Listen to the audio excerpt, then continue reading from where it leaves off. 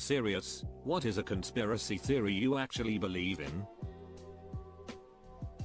Deflategate was a distraction from brain damage and domestic abuse scandals in the NFL. And I say this as someone who hates Tom Brady. It should have just been a small fun and forgotten quickly. But this is the type of scandal the NFL can tolerate, whereas brain injuries and domestic abuse can hurt the league's reputation. And it worked. Distraction and news cycle dominated by this for an entire offseason rather than more serious issues. Certain ultra-wealthy rich have slowly politicized the news over the past decades in the way of brainwashing the population into believing their agenda. Along with possibly having multiple news channels, left or right-leaning channels to attract more viewers, so if they don't like one they may go into the other one which they agree more with. Additionally, increasing the entertainment part of the news and decreasing the news and educational parts of the news. The royal family had Princess Diana held for a multitude of reasons. Pregnant Dodie's child, going to blow the whistle on Andrew being a pedo, spilled other secrets. They forced their driver to take coke and then forced paparazzi on mopeds to chase them into a dark tunnel so they'd crash. This is the traditional method of royal assassination since Elizabeth I. Dollar slice pizza places. This may not make sense to people who don't live in New York City. We have these great places that sell a plain slice of pizza, cheese only, for $1. I can't believe they make rent and payroll on volume with $1 slice and the going rent rates. This has to be some sort of money laundering scam, but one where no one cares because you get a slice of pizza for $1. Might not be the best pizza, but damn, $1 slice. I'll always stop in if I'm passing one on the street. This just can't be economically feasible and something else is going on. The fine art market is a scam run by the ultra wealthy to hide and preserve their wealth. Money laundering and tax evasion. In THS there is a upper limit that a person can claim as tax deduction on donated art. That upper limit can only be determined after an independent valuer values that art. So there isn't much scope for tax evasion. However, art gallery owners do buy a lot or most of the paintings of a particular painter so as to limit the supply of paintings in the market and increase the price. Big doesn't fill their lighters with as much fluid as they used to. For the record, serious answer. But there's this soup place at our local mall that's been there for 3 years now. I've never seen anyone order anything from there, and I rarely see anyone at the register. When our mall was closed due to COVID lockdown quarantine, several locally owned stores shut down, and a few places in the food court. Last time I was there was for my birthday in August, and the soup place is still there. My mom and I have an array of theories about what it could be, ranging from money laundering to front for Drew Gus, but I cannot believe that place is legitimate. I knew a fried chicken place that was money laundering. They got caught because of a newbie in a money laundering business who tried to claim they made way too much money selling fried chicken. The calculation was had they been open 24/7 and with 10 workers non-stop using all the fried they would have to sell at least 30 orders every second. And there was photo and video evidence that the place was empty. Guy was a complete moron. Most construction companies in America today are run by the talentless kids of the people who actually knew construction. That's just a fact. Nepotism is a huge problem in many industries. For sure. My current boss is the husband of my boss when I first started. She's now senior VP and he's a boss under her. How the duck this is allowed is beyond me. Conflict of interest big time in a major corporation that I work for. The conspiracy that created the term conspiracy theory. Think back to the 30s, 40s, 50s. There were stories of the black cars showing up and making people that start finding out too much disappear. Into the 60s and 70s. Mass media starts growing at a massive rate. A rate at which the government realizes that they cannot ever fully control. Their genius solution is to open the floodgates of crazy.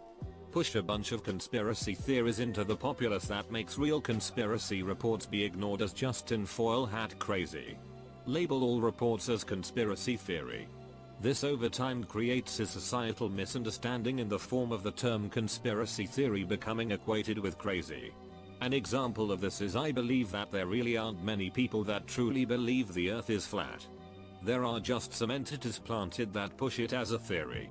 This then becomes one of the main examples of all conspiracy theorists are not to be taken seriously. Everyone's going heavy with theirs, but I have one that's less serious. Baby wipe containers are purposely made so that you always pull 2-3 wipes out at a time and therefore need to buy more often. It's definitely something I can see Big Wipe engaging in to get just a few more containers out of us each year. O.J. Simpson didn't do it, it was Jason Simpson. The LAPD was so convinced that they had their man that they tried to make the evidence fit the suspect rather than allowing the evidence to lead them to a suspect. O.J. didn't do it. Nicole Brown was nearly decapitated and Ron Goldman was stabbed 20+ times. The prosecution claimed the injuries were consistent with 2 knives being used and produced a stiletto knife good for stabbing but not cutting and a Swiss Army knife not really good for hurting anyone other than yourself. Ron Goldman had numerous offensive wounds and the injuries to his hands indicated that he had landed numerous blows, yet O.J. had only a small cut on his hand with no other evidence of having been in a fight. The only evidence found in O.J.'s home was a few drops of his own blood which were contaminated with a preservative used in blood draws. Jason did it means Jason was employed as a sous chef and had his own knife set and also owned a double-edged combat knife from his time in a military school. Motive: Jason was cooking alone at his restaurant that night and had specifically invited Nicole to come see him cook. She stood him up and went to Metzaluna where Ron Goldman worked. Jason was known to be bothered by Nicole seeing men other than his father. Opportunity: Jason's time card that night was handwritten for a time much later than when the restaurant shut down. His alibi changed multiple times, but the last time anyone can definitely account for him is around 9:30 that night. The kicker: the day after the murders, O.J. retained one of LA's top criminal defense attorneys for Jason and did not hire his own defense attorney until several days later. The government shot down the plane that crashed in Pennsylvania on 9/11 and made up the story about the passengers for propaganda purposes. Didn't the passengers phone their loved ones though? They did. There is quite a bit of audio evidence from phone calls and the flight recorder showing that the passengers planned and then acted to take over the plane and fly it into the ground.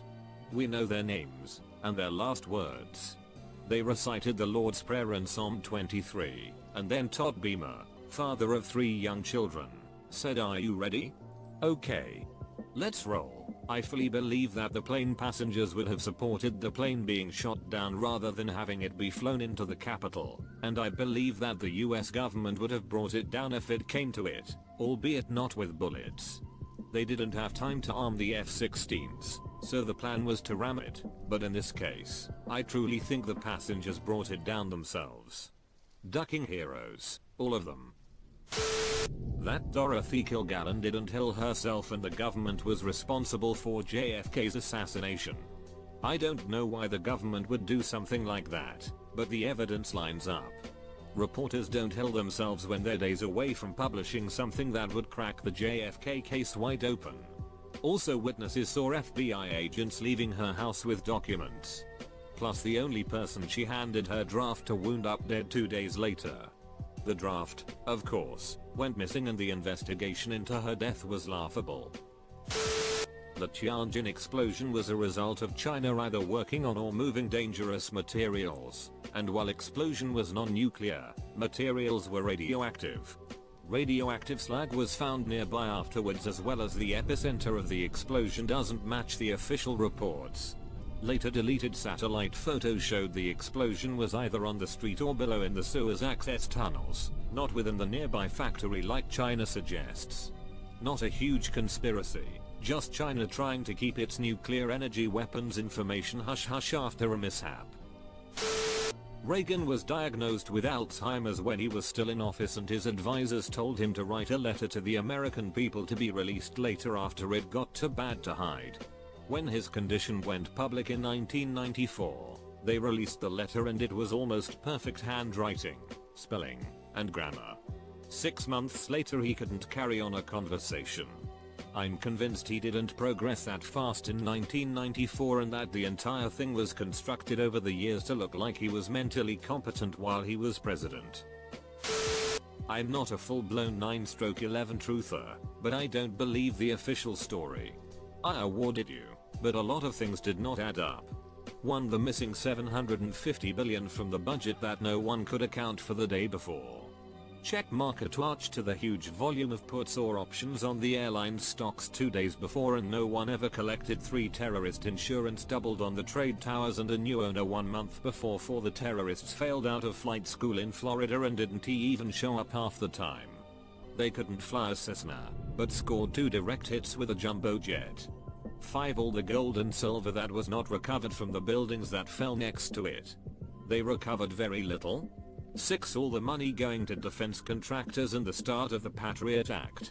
No better way to get bills passed, but out of fear. 7. Bush relationship with the Bin Ladens, on and on.